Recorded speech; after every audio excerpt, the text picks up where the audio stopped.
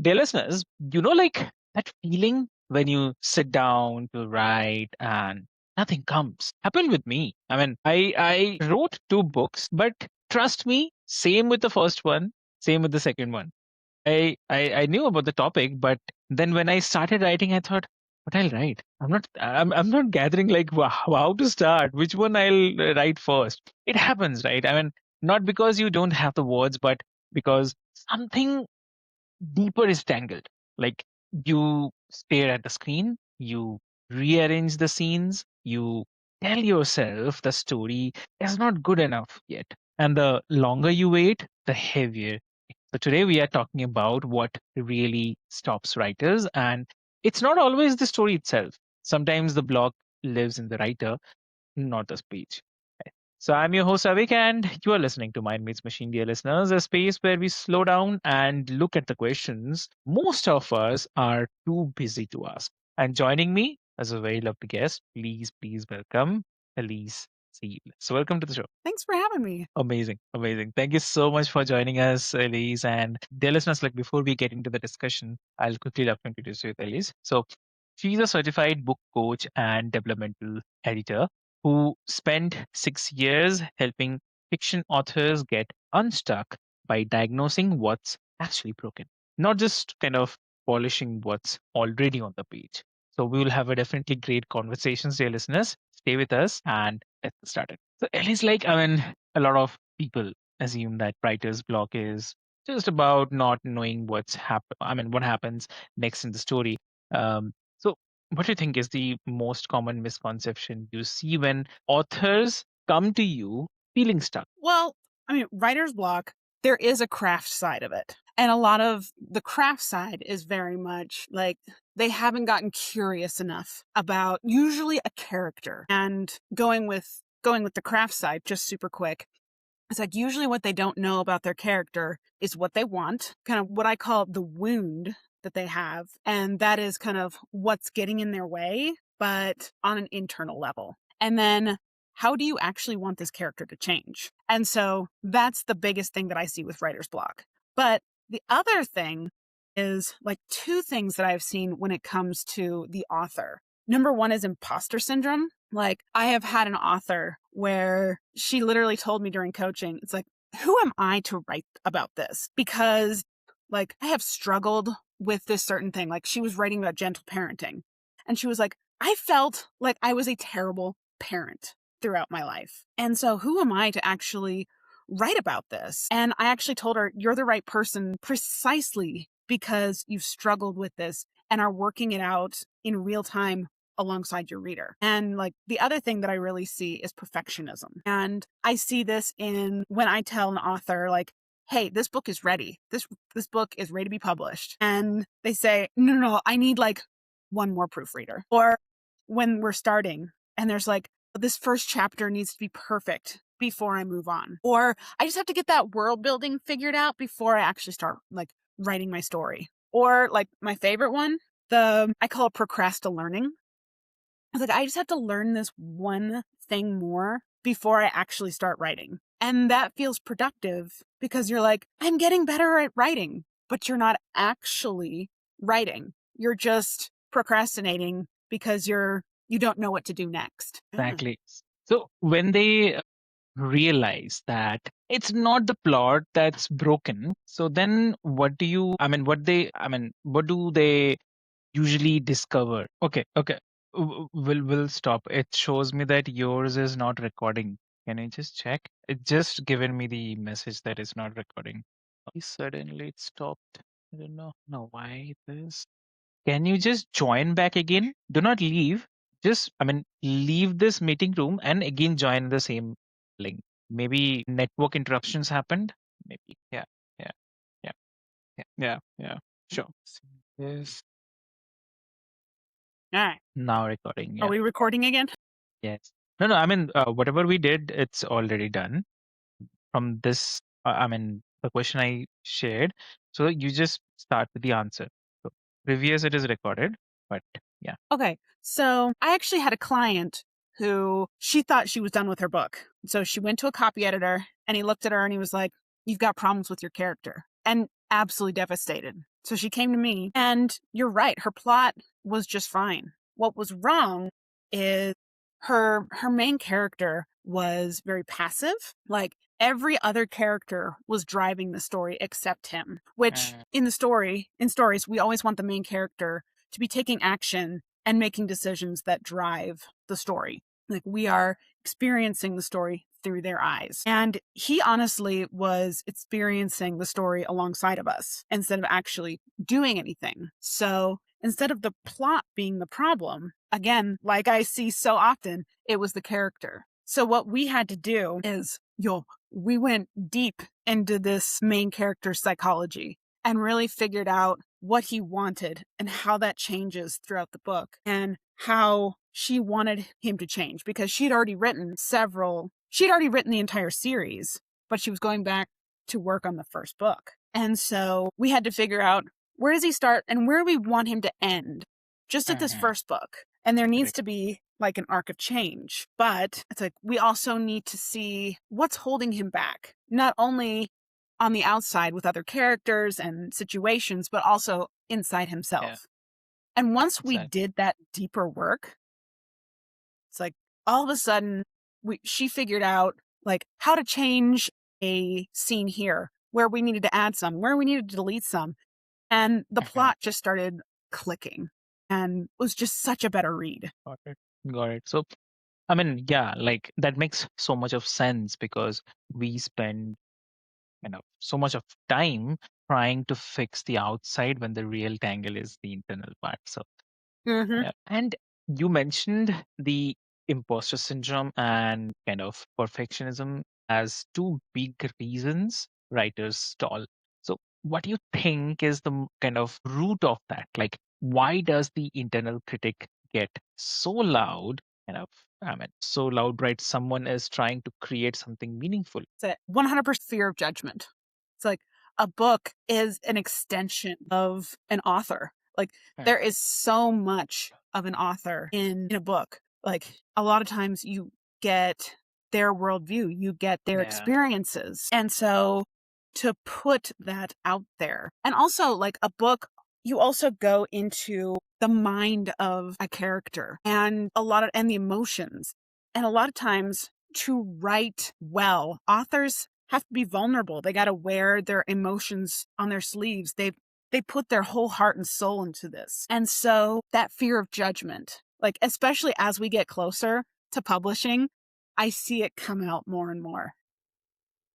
It's just like, and I always encourage my authors. It's like, we want this to be the best it can be. yep. But I also tell them, your book is not for everyone. Like, Mm, there are going to be some people who read it and are like, I didn't like this book, or I thought it was trash. yep. And take it with a grain of salt. They weren't your person. But there are going to be people that you write this book and they're like, this changed my life. And it's like, one of the ways that I really like, there's two questions I always ask my authors. And I'm just like, this is the best way to really tell if you have a good book and you know exactly what you want from this book. And the first one is, what is your why? What is why? Like, Yeah. what is the deep level why that you are writing this book? Like, not, I want to make money, or I've had this ideas for years and I just want to get it out. Those are valid, but it's not the deeper reason. Like, what experiences of yours are you actually processing through this book? Or like, what are you trying to say through this book? What are you trying to share with people? Because that is what's going to make it worth it. That's what's really important to you. That's really going to come through this book. And the second one, in the book community, we call it theme. What's your theme?